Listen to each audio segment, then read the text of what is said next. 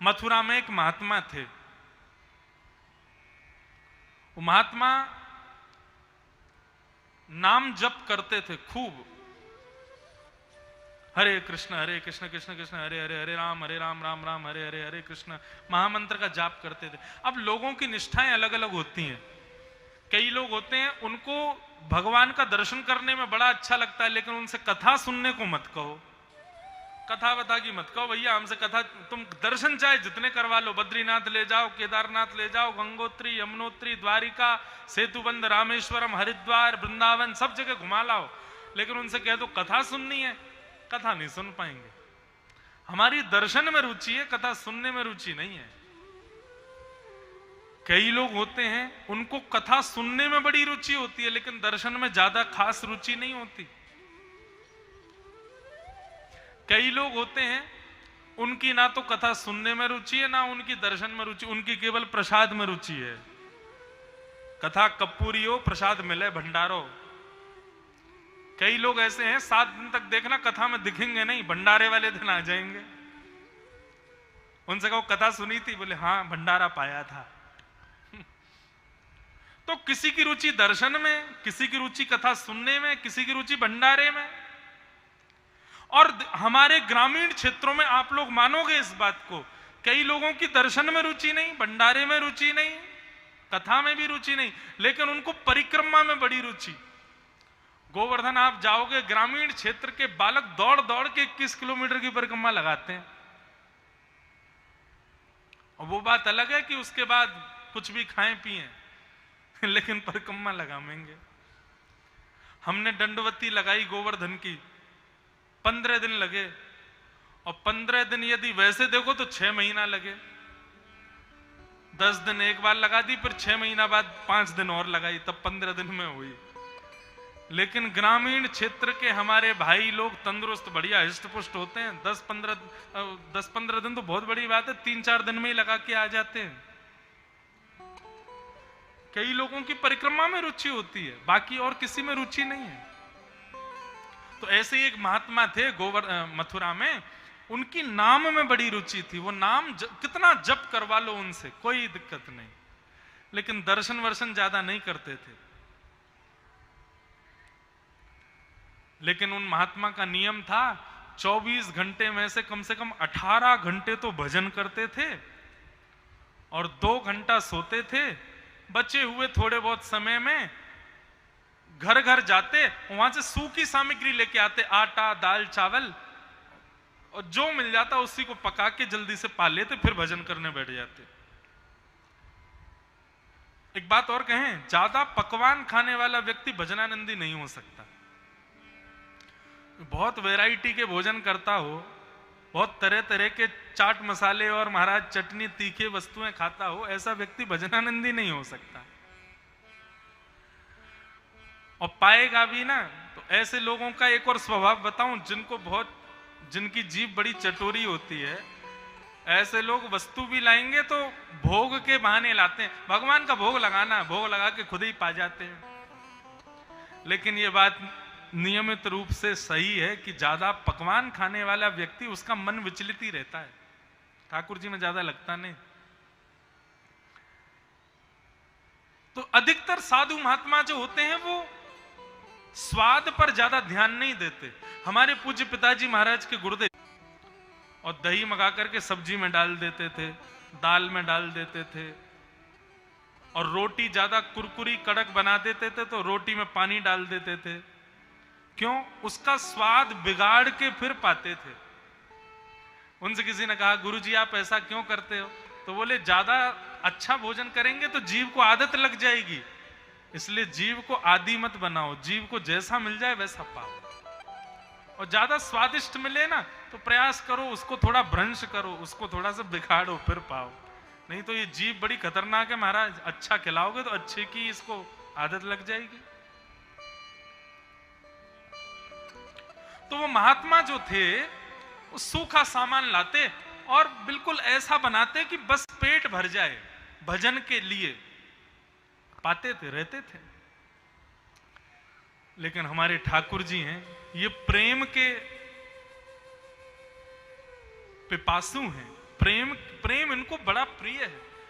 आपको सत्य बताएं, आपके द्वारा प्रदान की गई मोंगरा की माला, कमल की माला, पुष्प की अनेक अनेक मालाएं, 56 भोग ठाकुर जी स्वीकार नहीं करते होंगे, लेकिन कोई प्रेमी व्यक्ति यदि साधारण सी भावना भी प्रस्तुत करता है तो ठाकुर जी स्वीकार करते हैं। प्रेम होना चाहिए बस। लोग कहते हैं भोग में तुलसी होना ही बहुत जरूरी है, हम कहते हैं भोग में प्रेम होना बहुत जरूरी है। लोग कहते हैं ठाकुर जी को अर्पण करने वाली वस्तु में पवित्रता बहुत जरूरी है, हम कहते हैं कि ठाकुर जी को अर्पण करने वाली वस्तु में प्रेम बहुत जरूरी है। पवित्र ना भी हो चलेगा। अब महात्मा भजन करते थे, सेवा एवा कुछ करते नहीं थे, दर्शन वर्शन जाते नहीं थे ज्यादा। तो एक बार जिस घर में वो सूखी सामग्री लेने जाते थे, आटा दाल चावल, उस घर में एक ठाकुर जी की सेवा होती थी। जो माता जी उनकी सेवा करती थी, उन माता जी के स्वप्न में ठाकुर जी आए, रोने लग गए। माता जी ने कहा, ए ठाकुर जी रो क्यों रहे हो, हमने सेवा में कोई विघ्न, हमारी सेवा में कोई अपराध? ठाकुर जी बोले, नहीं आपकी सेवा बहुत बढ़िया है, लेकिन अब मुझे आपसे नहीं, वो जो बाबा आपके यहाँ रोज आते हैं ना आटा दाल चावल लेने, उनसे सेवा करवानी है अपनी। मैया बोली, वो बाबा तो फक्कड़ महात्मा है, छोटी सी कुटिया में रहते हैं, उनके यहाँ ज्यादा व्यवस्था नहीं है, और मैं तो आपकी सेवा करती हूं, मैं तो जानती हूं दिन में 4 बार आपको भोग लगाना पड़ता है, आपकी इतनी व्यवस्था करनी पड़ती है, वो बाबा कैसे करेंगे? ठाकुर जी बोले, कैसे भी करें, चाहे जो करें, लेकिन वो बाबा प्रेमी बड़े हैं, हमको उन्हीं के पास जाना है। मां बेचारी बहुत रोई, लेकिन ठाकुर जी की इच्छा है तो क्या कर सकती है। दूसरे दिन बाबा जैसे ही आए तो मां ने कहा, बाबा रात्रि में ना स्वप्ने में ठाकुर जी आए थे, और ठाकुर जी कह रहे थे कि मुझको या बाबा को दे दो, मैं यही से सेवा कराऊंगा। मेरे ठाकुर जी आप ले जाओ, आप ही सेवा करना। महात्मा बोले, मैया क्षमा करना, इस सेवा वेवा से तो हम दूर रहते हैं, हम तो बस नाम जप करते हैं, भगवान का नाम जप करते हैं, सेवा वेवा हमसे होती नहीं है। बोले, नहीं ठाकुर जी कह रहे हैं आपके पास ही रहना है। बाबा बोले, आपके यहाँ 56 भोग बनते हैं, मेरे यहाँ तो रूखी रोटी बनती है, वो भी यमुना जल से बनती है, कैसे पाएंगे तुम्हारे ठाकुर जी? अब बोले, अब जैसे भी पाए, दुखी हो जाएंगे तो दोबारा आ जाएंगे, लेकिन अभी ठाकुर जी की आज्ञा मान के आप इनको ले जाओ। और वो महात्मा ठाकुर जी को ले आए अपने घर। ध्यान से सुनना, कुटिया में रहते थे, छोटी सी उनकी कुटिया, कोई ज्यादा व्यवस्था तो वहां थी नहीं। एक चौकी पर थोड़ा सा गोबर का लेप करके सुखा के वहीं आसन बना के ठाकुर जी को बिठा दिया। अब ठाकुर जी से बोले, देखो बाबा, अब बाबा के यहाँ तो साधु सा ही सेवा होगी, ठाकुर जी स्वीकार करियो। ठाकुर जी विराज गए।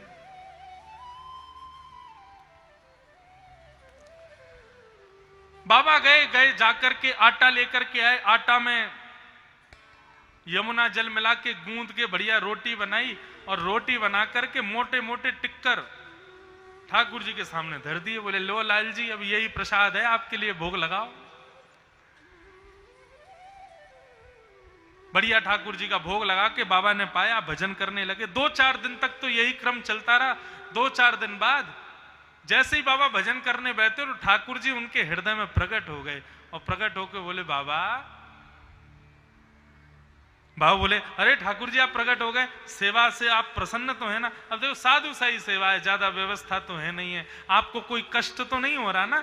ठाकुर जी बोले, नहीं नहीं, सब बहुत बढ़िया है, सेवा बहुत बढ़िया चल रही है, हमको बड़ा आनंद आ रहा है आपकी कुटिया में, लेकिन बाबा एक प्रार्थना करनी है। बोले, क्या प्रार्थना? बोले, आप जो रोटी का भोग हमको लगाते हो, रूखी रोटी,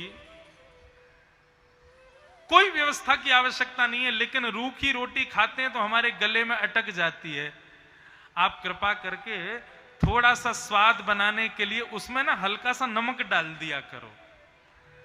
आटे में थोड़ा नमक मिल जाएगा तो बढ़िया स्वादिष्ट हो जाएगी, तो पाने में थोड़ा सुख मिलेगा। बाबा बोले, मतलब अब तक तो केवल आटा लाते थे, अब कल से भिक्षा में आटा और नमक 2 चीज लानी है। ठाकुर जी बोले, हाँ बस इतना ही करना, और इससे ज्यादा कुछ नहीं। दूसरे दिन बाबा आटा लेके आए, नमक भी लेके आए, आटे में नमक डाल के बढ़िया गूंद के रोटी पवाई। 3-4 दिन तक ठाकुर जी ने प्रेम से पाई। 4 दिन बाद ठाकुर जी फिर प्रकट हो गए। बाबा बोले ठाकुर जी अब सब ठीक है? ठाकुर जी बोले सेवा तो बढ़िया है आपकी, लेकिन बाबा यदि रोटी में ने घी चुपड़ दोगे तो थोड़ा ने ज्यादा आनंद आ जाएगा, कल से ने घी और ले आए करो। बाबा बोले मतलब अब तक आटा आता था, अब आटा और नमक आने लगा, अब आटा नमक और घी 3 चीज आएंगी। बोले हाँ बस इतना कर लो, इसके बाद हम कुछ नहीं कहेंगे आपसे। अब बाबा भिक्षा में घी भी लाने लगे, ठाकुर जी की बढ़िया प्रसादी लगाने लगे। 10-15 दिन तक ठाकुर जी ने बेचारे ने बढ़िया घी की रोटी खा के निकाल लिए। 10-15 दिन बाद ठाकुर जी फिर प्रकट हो गए। बाबा बोले अब क्या हुआ, अब ठीक है सब? बोले बाबा वो सब तो ठीक है, तुम एक काम और कर दे करो। बोले कहा? अब रूखी रूखी रोटी हम पिछले 20 दिन से पा रहे हैं, आप ना संग में एक आलू और ले आया करो, और उस आलू को चूल्हे में भून करके उसको मीड़ करके उसमें नमक तो आपके पास होता ही है, नमक डाल दिया करो, और थोड़ी सी लाल मिर्च और ले आया करो, थोड़े वो मिला के बढ़िया आलू की चटनी बना के पवाए दोगे तो नेक और आनंद आएगा। बाबा ने ठाकुर जी उठाए और उठा करके मैया के पास ले गए और ले जा करके कहा लो धरो इनको अपने पास ही। आटे से नमक, नमक से घी, घी से आलू, ये तो ऐसे 56 भोग मेरे घर में 56 भोग आ जाएगा। उस बाबा का प्रेम देख करके ठाकुर जी मूर्ति में से प्रकट हो गए और बाबा से जाकर के चिपट गए।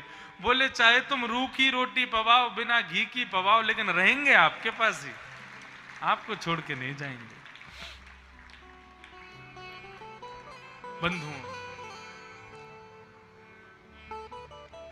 दुनिया कहती है शंकर जी को धतूरा पसंद है, शंकर जी को बिल्वपत्र पसंद है, वृंदावन बिहारी लाल को पेड़ा पसंद है, राधा रमन लाल को मोंगरा का भोग, मोंगरा की माला पसंद है, शनि को सरसों का तेल प्रिय है। हमारी एक बात मानो, चाहे जितने भी देव हों, चाहे हमारे आराध्य श्री वृंदावन बिहारी लाल हों, किसी को भी कोई वस्तु नहीं, केवल और केवल प्रेम प्रिय है। वो प्रेम प्रदान करो बस। ऐसा नहीं है कि आगे वाला बिल्वपत्र चढ़ा रहा है खैरेश्वर महादेव पर और आप पे बिल्वपत्र नहीं है तो खैरेश्वर महादेव आपसे रूठे हैं ना। आप भाव से प्रेम अर्पित कर दो, हे खैरेश्वर महादेव मैं नहीं ला पाया हूं, क्षमा कर देना। आप भाव से ही मेरा बिल्वपत्र स्वीकार करो। विश्वास मानिएगा, जिसने बिल्वपत्र चढ़ाया ना उसका भले ही स्वीकार ना होगा, आपका हो जाएगा। प्रेम होना चाहिए, प्रेम को प्रधान रखो। नारद जी महाराज ने यही समझाया। हे व्यास जी, आपने वैदुष्य को खूब बढ़िया लिखा, आपने वेद वेदांतों का खूब बढ़िया वर्णन किया, लेकिन आपने सब जगह धर्म अर्थ काम मोक्ष का ही वर्णन किया, आपने अभी तक प्रेम को प्रकट नहीं किया, इसलिए आपका चित्त अशांत है। प्रेम को प्रकट करो, तब आपका मन शांत होगा। और बंधुओं, उस प्रेम के प्रादुर्भाव से ही श्रीमद् भागवत की रचना हुई। बोलो भागवत महापुराण की जय। भागवत श्रेष्ठ क्यों है? भागवत की इतनी महिमा क्यों है? क्योंकि अन्य शास्त्रों में धर्म अर्थ काम प्रधान है, श्रीमद् भागवत में प्रेम प्रधान है। भागवत की रचना से पूर्व व्यक्ति भगवान की पूजा करता है, लेकिन भागवत के श्रवण करने के बाद में व्यक्ति भगवान से प्रेम करने लगता है।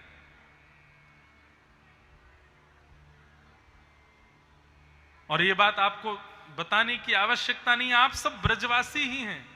ये हरिगढ़ क्षेत्र, ये सब ब्रज का ही अभिन्न अंग है।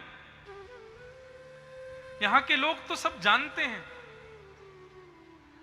दुनिया के लोग मंदिरों में जाकर के हाथ जोड़ के प्रणाम करते हैं और ठाकुर जी को देखने का प्रयास करते हैं, ठाकुर जी के लिए पुष्प लेके जाते हैं, ठाकुर जी के लिए माला लेके जाते हैं। हमारे ब्रज में, वृंदावन में अभी ठाकुर जी फूल बंगला में बैठे हैं और यदि ठेठ ब्रजवासी दर्शन करने जाएगा ना, तो ठेठ ब्रजवासी जाकर के सीधे कहेगा शाबाश है बंसी वारे, कुत्तो बैठ गो फूल बंगला में, हम यहाँ पे गर्मी में तप रहे हैं, कुत्तो बैठ गो ऊपर झूला पे, हम यहाँ पे जल रहे हैं, बजर रहे हैं, सही है बेटा देख रहेंगे तो को।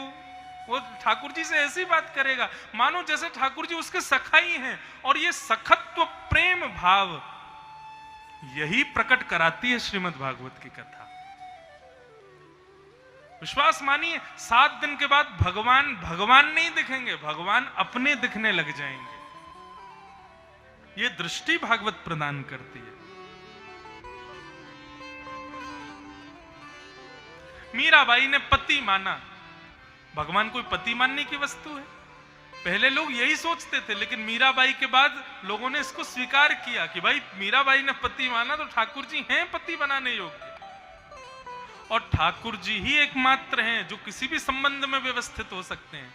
तुलसीदास जी महाराज कहते हैं, तो है मोहे नाते अनेक, मानिए जो भावे, ज्यों त्यों तुलसी कृपाल, चरण शरण पावे।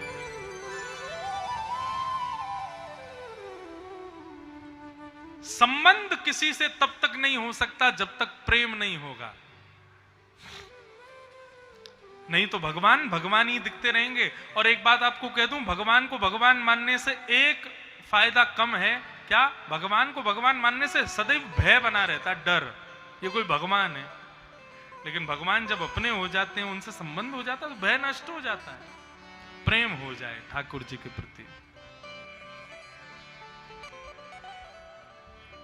इस प्रकार प्रेम के पुट के द्वारा, प्रेम के भाव के द्वारा श्रीमद् भागवत की रचना हुई। हमारे वृंदावन में एक बहुत बड़े रसिक हुए, उनका एक भाव है। मैं बहुत कम गाता हूं कथा में, लेकिन आज पता नहीं कैसे ये भाव आ रहा है, इतना सुंदर भाव है। प्रेम नगर की डगर है कठिन रे, बटोही न करना बसेरा, पग बढ़ा हो न जाए अंधेरा, पग बढ़ा हो न जाए अंधेरा। प्रेम नगर की डगर है कठिन रे, बटोही न करना बसेरा, पग बढ़ा हो न जाए अंधेरा, पग बढ़ा हो न जाए। इतनी सुंदर पंक्तियां हैं, ध्यान से सुनना। हो मन का रतन रख जतन से अनाड़ी, मन का रतन रख जतन से अनाड़ी। जैसे हम लोगों को भय रहता है कि हमारा सोना ना चोरी हो जाए, हमारे रत्न ना चोरी हो जाए, हमारा धन ना चोरी हो जाए, ये तो बाह्य वस्तु हैं। ऐसे ही हमारे अंदर भी एक रत्न है, हमारा मन रूपी रत्न।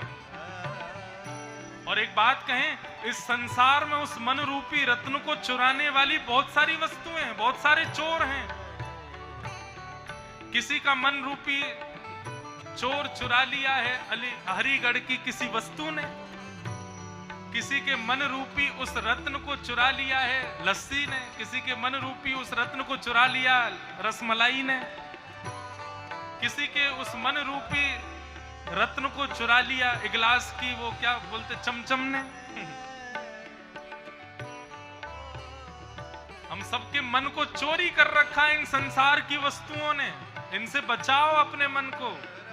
मन का रतन रख जतन से अनाड़ी, मन का रतन रख जतन से अनाड़ी। यहाँ के चोरों की बस्ती है बारी, यहाँ के चोरों की बस्ती है बारी।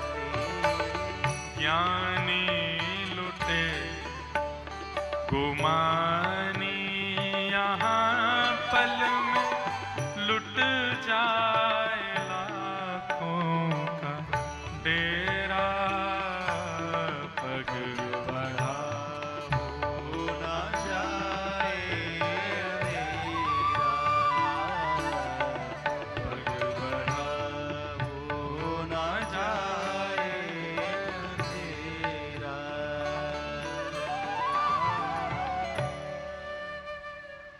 प्रेम बंधुओं, संसार की वस्तुएं प्रेम करने योग्य हैं ही नहीं। चाहे संसार का कोई संबंधी हो, संसार की कोई वस्तु हो, संसार के कोई व्यंजन हो, ये प्रेम के अधिकारी है ही नहीं। प्रेम के अधिकारी तो केवल और केवल श्री वृंदावन बिहारी लाल हैं। प्रेम केवल उनको प्रदान करो। देखो क्या पानी की बधाई बट रही है, बधाई हो। जैसे हमारे यहाँ कृष्ण जन्म वाले दिन टॉफी लुटाई जाती है, ऐसे पानी लुटाया जय जय कैच हो गया। हरिगढ़ क्षेत्र में हर बार एक कुछ अद्भुतता देखने को मिलती है। कृष्ण जन्म चौथे दिन होगा, यहाँ पे पानी के छोटे छोटे ये पाउच और दे देना, यहीं से लुटाएंगे हम। कोई बात नहीं, गर्मी लग रही है, आप लोग पानी पी के, भोजन करके, चाय पी के कैसे भी बैठो, लेकिन कथा सुनो, खूब प्रेम से सुनो। वैसे एक बात बताएं, घर में अगर बोतल हो तो कल से पानी बोतल भल्ला हो, यही बैठे बैठे पियो, उनको भी क्यों श्रमित करवाओ। लेकिन ठीक है, आप लोग अब विचलित मत हो, खूब खूब लुटाओ बहन, पिलाओ खूब जल। तो हम निवेदन क्या कर रहे थे, अब बस थोड़ी देर और हमसे कल यहाँ के प्रशासन के लोग भी बोले, 2-4 लोगों का और एक पुलिस इंस्पेक्टर भी बोले, महाराज जी कथा 6 ज्यादा अंधेरे तक मत करो, क्योंकि लोगों को दूर दूर से आते हैं, सबको जाना है। हम 6:30 तक कथा विराम कर देंगे। तो प्रेम के भाव से श्रीमद् भागवत की रचना हुई, और भागवत की रचना जैसे हुई, श्री वेदव्यास जी का हृदय परम शांत हो गया, संतुष्ट हो गया। अब वेदव्यास जी को लिखा, हां अब मैंने कुछ लिखा है। भागवत श्रवण करने के बाद में आपकी पूजा अच्छी हो जाएगी, आपके नियम अच्छे हो जाएंगे, आपके विधि विधान अच्छे हो जाएंगे, आपका अनुष्ठान अच्छा हो जाएगा। ये सब नहीं होगा। श्रीमद् भागवत श्रवण के बाद बस कृष्ण से प्रेम हो जाएगा, और यदि प्रेम हो जाए तो समझ लो कथा सुनी है। प्रेम ना हो, बाकी सब हो जाए, तो समझना अभी भागवत नहीं सुनी हमने। भागवत तो केवल प्रेम प्रदान करती है, प्रेम प्रदत्त करती है श्रीमद् भागवत की कथा। रसखान कहते हैं, छचियावरी छाछ पे नाच नचायो है। तीनों लोकों के जगत नियंता, जगदाधार, वो ईश्वर, वो परमात्मा हमारे वृंदावन में जब भ्रमण करते हैं तो गोपियां कहती हैं, लाला माखन खाएगो? लाला के हाँ खाऊंगो। तो गोपी के ऐसे ना मिलेगो, पहले कछु करके दिखाना पड़ेगा। तो ठाकुर जी बोले कहा करके दिखाऊं? बोले पहले नाच के दिखा।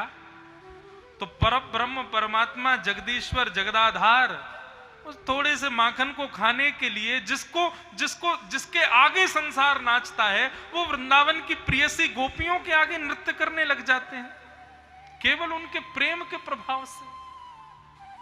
ये प्रेम श्रीमद् भागवत प्रदान करती है। कोई पूछे भागवत क्या देती है? कोई कहते हैं पितृ मुक्त हो जाते हैं, कोई कहते हैं घर में संपत्ति आती है, कोई कहते हैं धन वर्षा होती है, कोई कहते हैं मनोकामनाएं पूरी होती हैं, कोई कहते हैं आदि आदि भाव पूर्ण होते हैं। लेकिन श्रीमद् भागवत से केवल और केवल प्रेम प्राप्त होता है।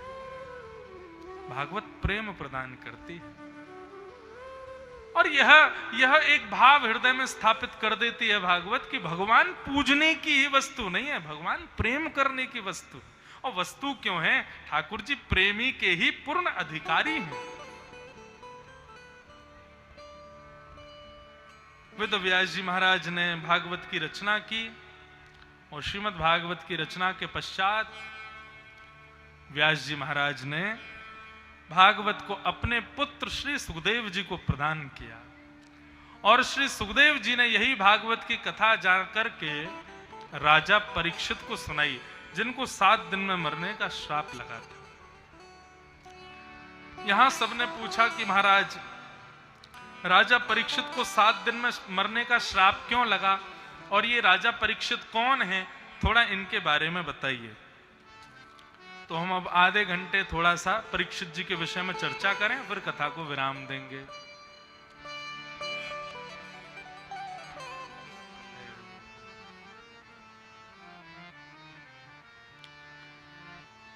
और यहां से महाभारत का एक अंग, अंतिम पड़ाव सुनाया जाता है। यदा मृधे कौरव संजयाना वीर स्वथो वीर गतिं गतेषु ब्रकोदरा विक्त गदा विमर्श भृगनूरुदंडे धृतराष्ट्रपुत्रे। बहुत सावधानी से सुनिएगा, यह महाभारत का अंतिम पड़ाव यहां पर सुनाया गया। परीक्षित कौन है? महाभारत का युद्ध अपने अंतिम स्तर पर चल रहा था। भीम और दुर्योधन के बीच में युद्ध हुआ। भीम के जंघा पर प्रहार करने से दुर्योधन युद्ध में हार गए और युद्ध पांडव जीत गए। जंघा पर प्रहार किया। धर्म युद्ध में नाभि से नीचे प्रहार करना मना है, लेकिन जंघा पर प्रहार किया तो बलराम जी नाराज हो गए और बलराम जी ने उठाई गदा और लेकर के दौड़े भीम को मारने। तो भगवान ने रोका, क्यों मार रहे हो आप भीम को? बलराम जी बोले, इसने धर्म विरुद्ध काम किया है। हमारा भाई है तो क्या हुआ, पांडव है तो क्या हुआ, दुर्योधन की नाभि से नीचे प्रहार क्यों किया? यह धर्म विरुद्ध कार्य है। भगवान मुस्कुराने लगे, बोले, वाह दाऊ दादा, आज आपको बड़ा धर्म याद आ रहा है। उस समय आपका धर्म कहां गया था जब ये हमारी बहन को भरी सभा में निर्वस्त्र कर रहे थे। एक अबला नारी को भरी सभा में निर्वस्त्र करना यह धर्म है? उस समय तो आप नहीं आए द्रौपदी के चीरहरण को रोकने के लिए, और आज आप धर्म को याद कर रहे हैं। हमारे भांजे अभिमन्यु को चक्रव्यूह बना करके इन कौरवों ने मार दिया, तब आप उसकी रक्षा करने नहीं आए, तब आपको धर्म याद नहीं आया। लेकिन आज भीम ने अपनी गदा का प्रहार नाभि से नीचे कर दिया तो आप अपनी गदा उठा के भीम को मारने जा रहे हो कि इसने धर्म विरुद्ध कार्य किया। अबला स्त्री को भरी सभा में निर्वस्त्र करने वाले विधर्मी दुर्योधन को मारने के लिए यदि अधर्म से मारा जाए तो उसमें कोई संशय नहीं है। ऐसे धर्म विरोधियों को, धर्म विरुद्ध कार्य करने वालों को यदि अधर्म से भी मार दिया जाए ना, तो इसमें कोई पाप नहीं लगता भैया। दुर्योधन जैसे प्राणी को मारने के लिए यहां धर्म का विचार करेंगे हम? जो धर्म का उल्लंघन करते हैं, जो विधर्मी हैं, अबला स्त्रियों के साथ में गलत कृत्य करते हैं, निर्दोष लोगों के प्राण लेते हैं, गौ हत्या करते हैं, छोटे छोटे बालकों की हत्या करते हैं, ऐसे महापाप करने वाले व्यक्ति को यदि मारने में अधर्म हो भी जाए तो कोई दोष नहीं है। तब बलराम जी का क्रोध शांत हुआ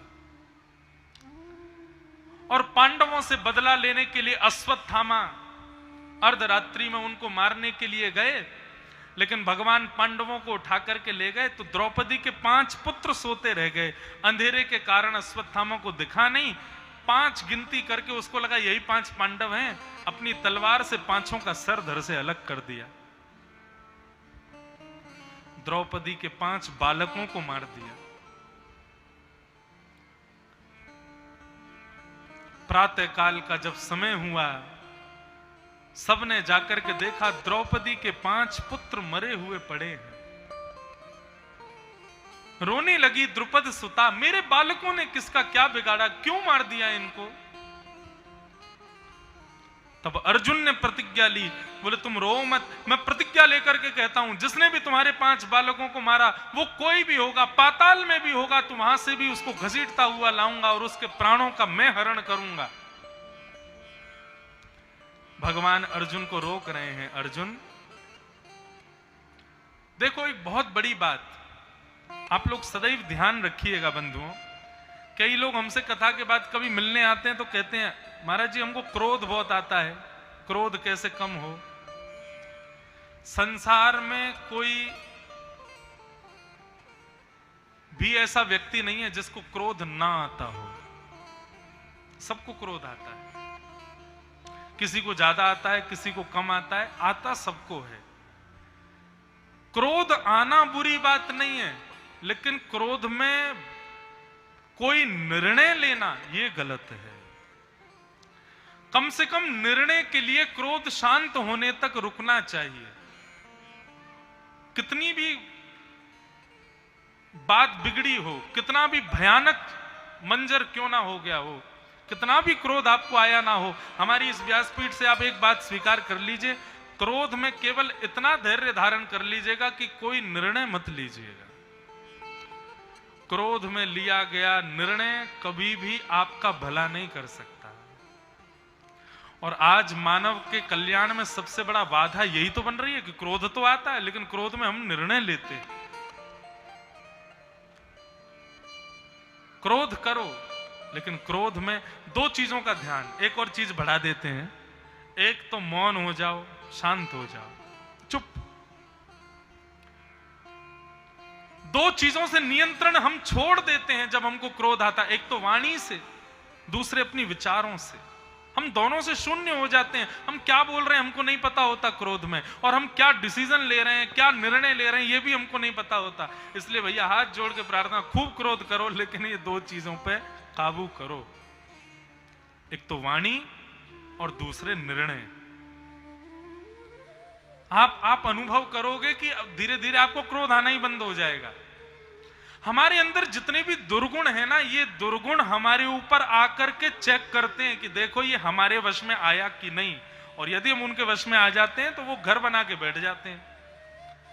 दुर्गुणों के आने पर उनके आक्रमण को सहन करो, उनकी प्रतिक्रिया को दिखाओ मत, नहीं तो वो दुर्गुण सदा के लिए रहेगा आपके भीतर। इसलिए आज के बाद क्रोध करते समय 2 बातों का ध्यान, पहला मौन, दूसरा निर्णय नहीं लेना है कोई भी, विचारों पर वश करो, शांत हो जाओ। आप देखना, आप किसी भी स्थिति में, किसी भी परिस्थिति में, और मैं नीचे से बोलूं तो मेरी बात का कोई अस्तित्व मत समझिएगा, लेकिन व्यासपीठ से बोलूं तो इस बात को आप हरी चर्चा मान करके ही स्वीकार करना। आप किसी भी स्थिति में कभी पराजित नहीं होगे यदि क्रोध में आपने मौन धारण कर लिया तो। क्रोध में बस मौन हो जाए। मौन सबसे भयानक प्रहार है, सबसे भयानक आयुध है, और सबसे सुंदर आयुध भी है। सामने वाले को प्रत्युत्तर देने का सबसे बढ़िया तरीका है मौन।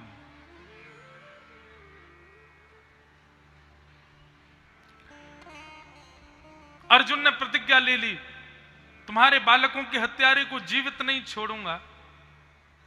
भगवान अर्जुन को रोकने लगे, अर्जुन ऐसा निर्णय मत लो, लेकिन अर्जुन नहीं माने।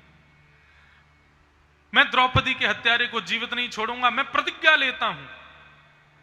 भगवान बोले अब फंसेगा, और अर्जुन निकल पड़े बालकों के हत्यारे को खोजने के लिए। तभी पता चला कि अश्वत्थामा ने यह वध किया है। अश्वत्थामा को पकड़ने के लिए जाने लगे तो अश्वत्थामा ने अर्जुन को मारने के लिए ब्रह्मास्त्र छोड़ दिया। ब्रह्मास्त्र को नष्ट करने के लिए अर्जुन ने भी ब्रह्मास्त्र छोड़ा और अश्वत्थामा को बंदी बना दिया। अश्वत्थामा को बंदी बना के द्रौपदी के सामने बैठा दिया। बोले बताओ द्रौपदी, अब मैं इसका वध करने वाला हूं, इसी ने तुम्हारे 5 बालकों को मारा। अब समझने योग्य बात, द्रौपदी ने जैसे ही देखा कि अश्वत्थामा मेरे बालकों का हत्यारा है। कौन है अश्वत्थामा? पांडवों के गुरु का बेटा है, गुरुपुत्र है। कौन है अश्वत्थामा? अश्वत्थामा एक ब्राह्मण है। कौन है अश्वत्थामा? अपनी मां का इकलौता बेटा है। और इन सब बातों को विचार करते हुए द्रौपदी कहती है, उवाच चास हन्तस्य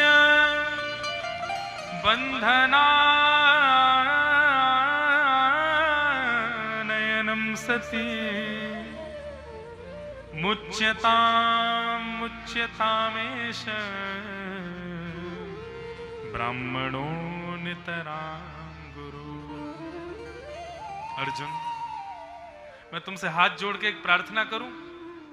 अर्जुन बोले बताओ। बोले अश्वत्थामा को मत मारो। अर्जुन बोले कैसी बात कर रही हो? तुम्हारे 5 निर्दोष बालकों को इसने मार दिया और तुम कह रही हो इसको मुक्त कर दो, इसको छोड़ दो, इसको मत मारो। पर क्यों द्रौपदी? बंधुओं, द्रौपदी ने जो यहां निर्णय लिया है ना, उस निर्णय में 5 बातों का ध्यान रखा है। हर व्यक्ति को निर्णय लेने से पहले 5 बातें विचार करनी चाहिए। बहुत ध्यान से सुनिएगा। और वो 5 बातें कौन कौन सी? पहली, धर्म। कोई भी निर्णय लीजिए, पहले धर्म का विचार कीजिए। मेरा निर्णय कहीं अधर्म तो नहीं है? धर्म। दूसरी बात, न्याय। मैं जो निर्णय ले रहा हूं वो न्याय युक्त है कि नहीं, सामने वाले को इससे न्याय हो रहा है कि नहीं, इस बात का ध्यान रखो। तो धर्म, न्याय। तीसरी बात, करुणा। उसमें दया का भी भाव रखो। बिल्कुल निर्दयी होकर के कोई निर्णय नहीं लेना चाहिए। थोड़ी दया, थोड़ी मानवता भी हृदय में रखो, थोड़ी मनुष्यता भी रखो। भाई मनुष्यता में मत रहो, थोड़ी दया को भी लाओ अंदर। 4 बातें विचार करो, निर्णय लेंगे तो क्या क्या हो सकता है। तो धर्म का ध्यान रखो, न्याय का ध्यान रखो, दया का ध्यान रखो। फिर आता है निर्विलीकम। निर्विलीकम कहते हैं निष्कपटता। उसमें किसी की भलाई के लिए आप निर्णय ले रहे हो, ऐसा नहीं होना चाहिए। कपट नहीं होना चाहिए, निष्कपटता। और 5वीं और अंतिम बात, समता, समत्व। इन 5 बातों का सदैव ध्यान रखो कोई भी निर्णय लेने से पहले। पुनः दोहरा रहे हैं हम, धर्म, न्याय, दया, निष्कपटता और समता। इन 5 बातों को ध्यान करके जब आप निर्णय लोगे तो आपका निर्णय कभी गलत नहीं हो सकता। हमारा जीवन चलता ही हमारे निर्णयों पर है। हम चाहें तो करोड़पति बन जाएं और चाहें तो एक रात में खाकपति हो जाएं, केवल हमारे निर्णय से। हम चाहें तो एक बहुत सद्मार्ग के अनुगामी हो जाएं, हम चाहें तो बहुत कुमार्ग के गामी हो जाएं, केवल अपने निर्णय के वश पर। इसलिए निर्णय लेते समय 5 चीजों का ध्यान रखो। अब द्रौपदी क्यों कह रही है कि इसको मत मारो, उसकी बातें सुनो। उसकी बात में धर्म भी दिखेगा, न्याय भी दिखेगा, करुणा भी दिखेगी, निष्कपटता भी दिखेगी और समता भी दिखेगी। द्रौपदी कहती है इसको मत मारो। क्यों? क्योंकि ये हमारे गुरु का बेटा है। और गुरु जो होते हैं उनका सदैव ऋण होता है शिष्य के ऊपर। हम लोगों ने अपने गुरु को तो मार दिया महाभारत युद्ध में, कम से कम उनके गुरु तुल्य पुत्र को तो छोड़ दो। इसको मत मारो, ये गुरुपुत्र है, इसको मारने का अधिकार नहीं है हमारे पास, इसको मत मारो। दूसरी बात, ये ब्राह्मण है और ब्राह्मण सदैव हमारा गुरु होता है। हम क्षत्रिय हैं, हम सदैव ब्राह्मण को प्रणाम करते हैं, उसको दंडवत करते हैं, उसको प्रणम्य निवेदन करते हैं। ब्राह्मण को और माताओं को मृत्यु दंड देने का अधिकार शास्त्रों में वर्जित बताया गया। कितना भी बड़ा दंड क्यों ना, कितना भी बड़ा दूषित कृत्य क्यों ना हो जाए माताओं के द्वारा, बहनों के द्वारा और ब्राह्मणों के द्वारा, उनको कितना भी बड़ा दंड देने का अधिकार है, लेकिन मृत्यु दंड देने का अधिकार नहीं है। संभवतः शायद हमारे भारत के भी अनुशासन में मातृ को मृत्युदंड तो शायद नहीं मिलता है, लेकिन यदि ऐसा है तो नहीं होना चाहिए। कुछ वर्ष पहले मैंने सुना तो था, एक कोई माताजी बहुत वर्षों से कैद में थी, उनको मृत्युदंड था। अब दिया कि नहीं, लेकिन शास्त्र आज्ञा नहीं है, नहीं देना चाहिए। तो पहली बात तो ये हमारा गुरु पुत्र है, इसलिए इसको मृत्युदंड मत दो। दूसरी बात ये ब्राह्मण है, इसलिए इसको मृत्युदंड मत दो। तीसरी बात, इसको मृत्युदंड क्यों मत दो अर्जुन? क्योंकि मुझे इसकी चिंता नहीं है, इसकी मां की चिंता है। पुत्र के मरने पर मां को कितनी पीड़ा होती है मैं जानती हूं अर्जुन, और मैं नहीं चाहती वो पीड़ा, जिस पीड़ा से मैं जूझ रही हूं, वो पीड़ा इसकी मां को, इसलिए इसको मत मारो। और अंतिम बात, मेरे 5 पुत्र मर गए तो क्या हुआ, मुझे 5 पतियों का तो सहारा है ना। इसकी मां के बारे में विचार करो। उनके पति को तुमने पहले मार दिया, अब इसको भी मार दोगे तो इनकी मां किसके सहारे जिएगी पूरा जीवन? मैं तो अपने पतियों के साथ हूं ना।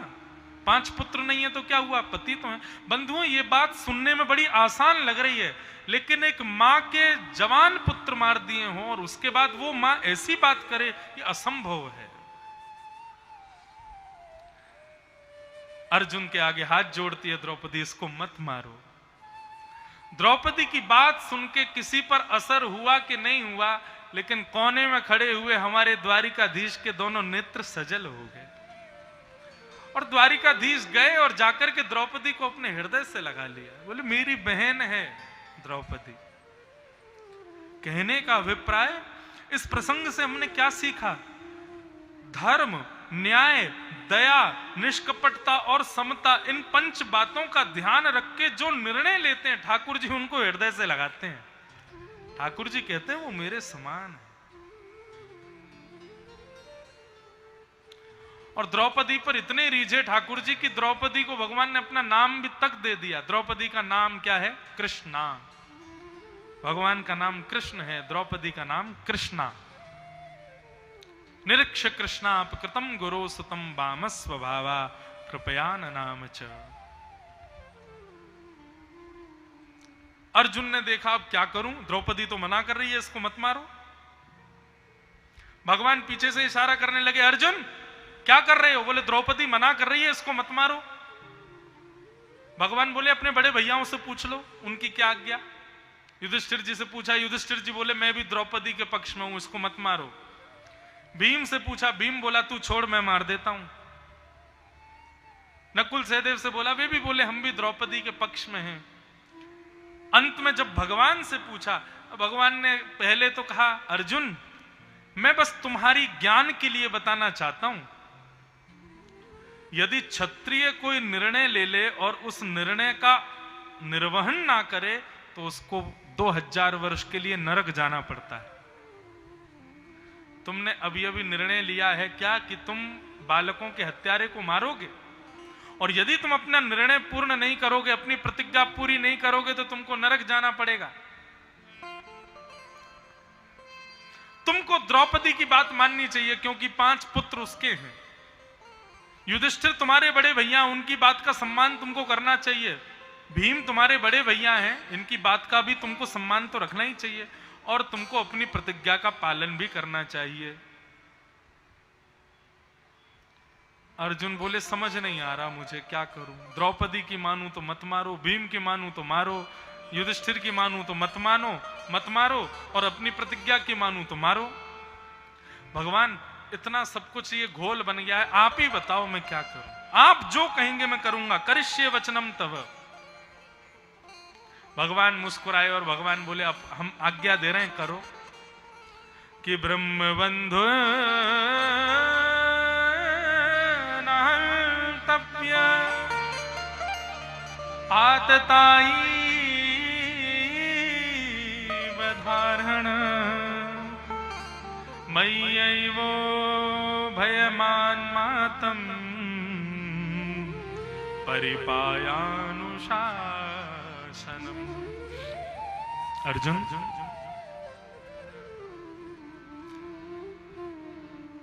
ब्राह्मण कैसा भी क्यों ना हो उसको मारना नहीं चाहिए, और छोटे छोटे बालकों का हत्यारा कोई भी क्यों ना हो उसको छोड़ना नहीं चाहिए। अर्जुन को चक्कर आने लगे, बोले कि अब मैं पागल हो जाऊंगा थोड़ी बहुत देर में, मैं क्या करूं, मुझे समझ नहीं आ रहा नाथ। और आप जैसे न्यायाधीश 2-4 और हो जाएं संसार में तो हो जाए कल्याण। ये कैसा न्याय दिया आपने, कैसा निर्णय सुनाया कि ब्राह्मण कोई भी क्यों ना हो उसको मारना नहीं चाहिए, बालकों का हत्यारा कोई भी क्यों उसको छोड़ो। मैं करूं क्या? मैं द्रौपदी की बात मानूं, युधिष्ठिर की मानूं, अपनी प्रतिज्ञा को पूरी करूं कि आपकी बात मानूं? सब जगह दो ही बात है, मारो भी और छोड़ो भी। मारो भी मत, छोड़ो भी मत।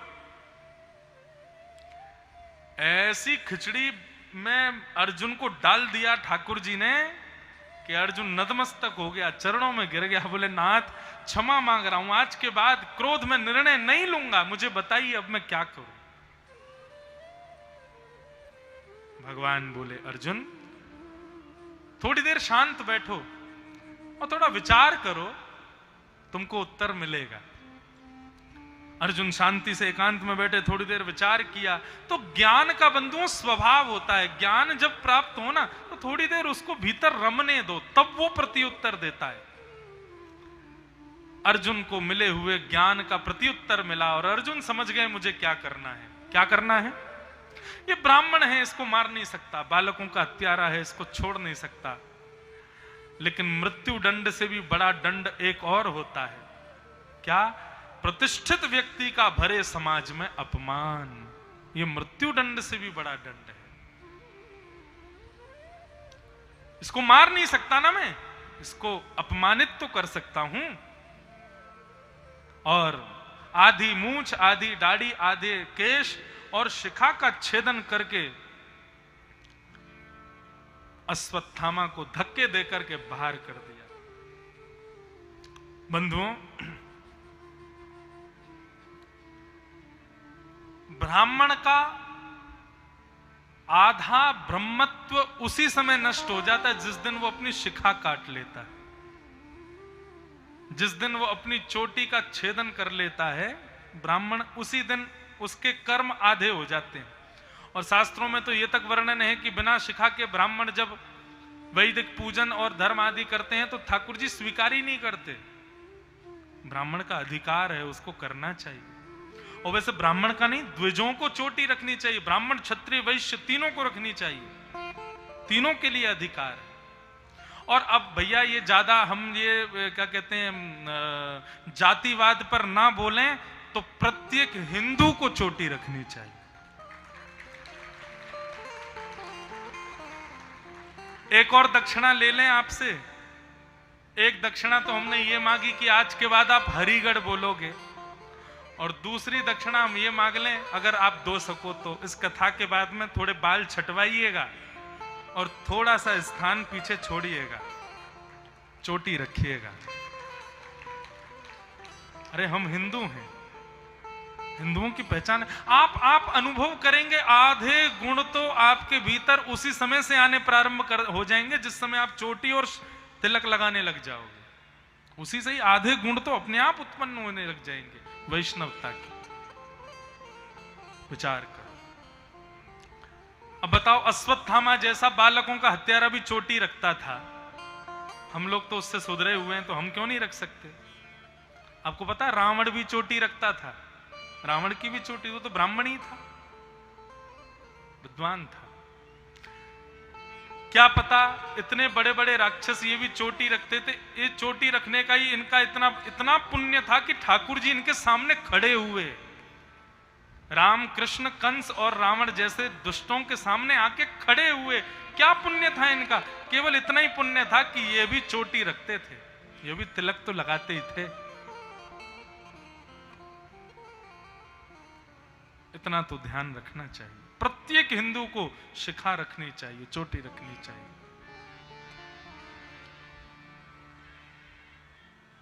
अश्वत्थामा का अपमान करते हुए बाहर कर दिया। अश्वत्थामा ने बदला लेने के लिए अभिमन्यु की गर्भस्थ पत्नी उत्तरा के गर्भस्थ शिशु को मारने के लिए ब्रह्मास्त्र छोड़ दिया। भगवान ने गर्भ में प्रवेश करके अपने गदा को घुमा करके रक्षा की। तत्पश्चात ठाकुर जी जैसे द्वारिका जाने लगे, तब कुंती ने भगवान की स्तुति गाई। और कुंती ने भगवान से स्तुति में क्या कहा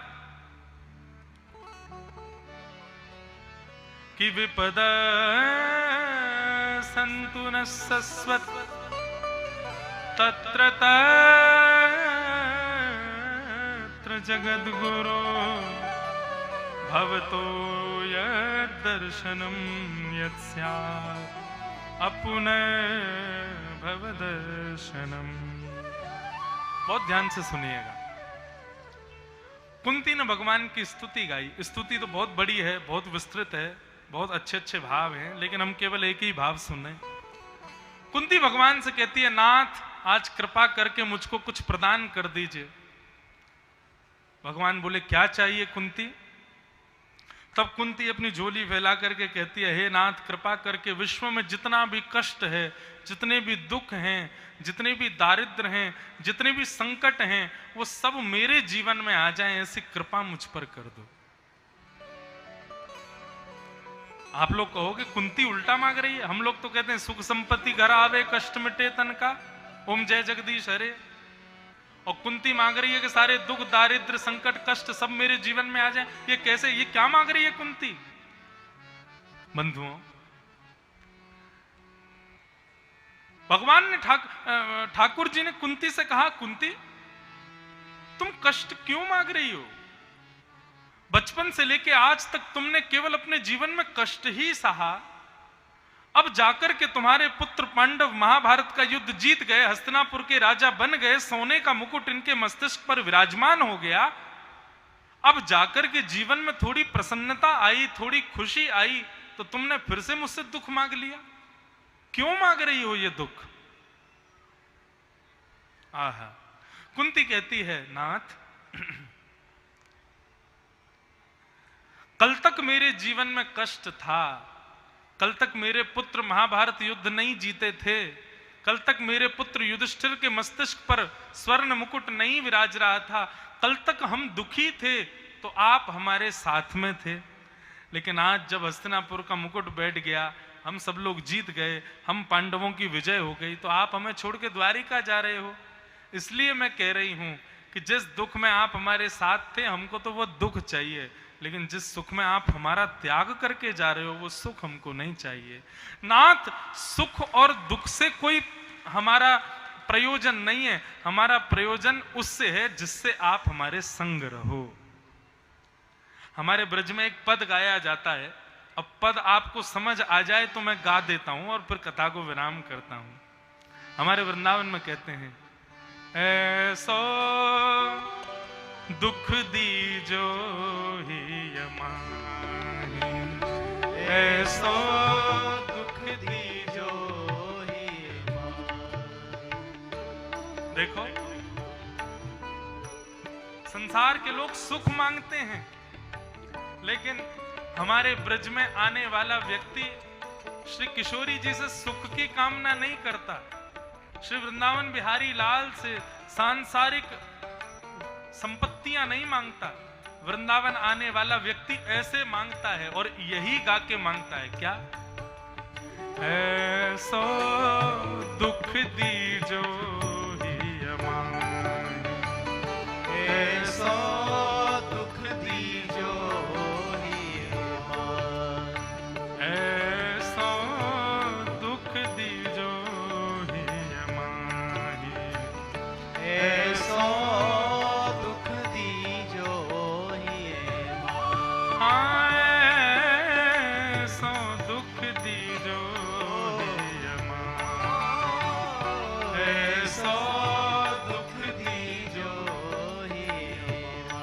कैसा दुख चाहिए? बिनु पद कंज छटा दृग देखे, बिनु पद कंज छटा देखे, को सुहावे नाही हो, को सुहावे नाही। साधक क्या कह रहा है? आपके श्री चरणों का दर्शन किए बिना मुझको कोई भी ना सुहावे, ऐसा दुख मुझे प्रदान करो। जब तक नाथ मैं आपके श्री चरण कमलों का दर्शन ना करूं, तब तक दुनिया का कितना भी सुंदर व्यक्ति हो, उसको देखने में मुझको सुख ना मिले। पहले आप दिखें, उसके बाद संसार दिखे। नाथ ऐसी कृपा करो। बिनु पद कंज छटा दृग देखे, बिनु पद कंज छटा को सुहावे नाही, को सुहावे नाही। ओ ऐसो दुख दीजो, ऐसो दुख दीजो। देखो, ये कथा की विडंबना नहीं है तो क्या है? आप संसार में कहीं किसी से जाके दुख मांगोगे, लेकिन यहाँ झूमते झूमते ताली बजा के सब लोग गा रहे हो, ऐसो दुख दीजो ही माही। ये कथा का आश्चर्य नहीं है तो क्या है? भैया यहाँ पर दुख, सांसारिक दुख नहीं मांगा जा रहा है। हे नाथ, आपसे विलग होके संसार की कोई भी वस्तु मिले तो वो हमको दुख दे। जब भी कोई वस्तु मिले तो आपके प्रसाद के रूप में मिले, तब वही हमको चाहिए। ये भाव है इस पद का। खूब भाव से गाओ, करताल बजा के गाओ। ऐसो दुख दीजो ये माही, ऐसो दुख दीजो ये माही। और दूसरा भाव क्या है? नाम रटे दृग डारे आंसू, दिन छिन अति अकुलाही। नाम रटे दृग डारे आंसू, दिन छिन अति अकुलाही। कैसा दुख हे नाथ, जब जब मैं आपका नाम रटूं, तब मेरे नेत्रों से अश्रुओं की धार बहने लग जाए। और दिन छिन अति अकुलाही, पूरे दिन मैं केवल व्याकुल रहूं कि हे नाथ कब मिलोगे, कब मिलोगे, कब मिलोगे। ऐसा दुख मुझे प्रदान करो नाथ। काहू सो मिलवो ना सुहावे, काहू सो मिलवो ना सुहावे, काहू सो मिलवो ना सुहावे, काहू सो मिलवो ना सुहावे। बातन सो घबराही, ओ बातन सो घबराही। ऐसो दुख दीजो ऐसो दुख दीजो हे ऐसो दुख दीजो ऐसो दुख दीजो। श्री वृंदावन बिहारी लाल की करताल बजा के गाओ।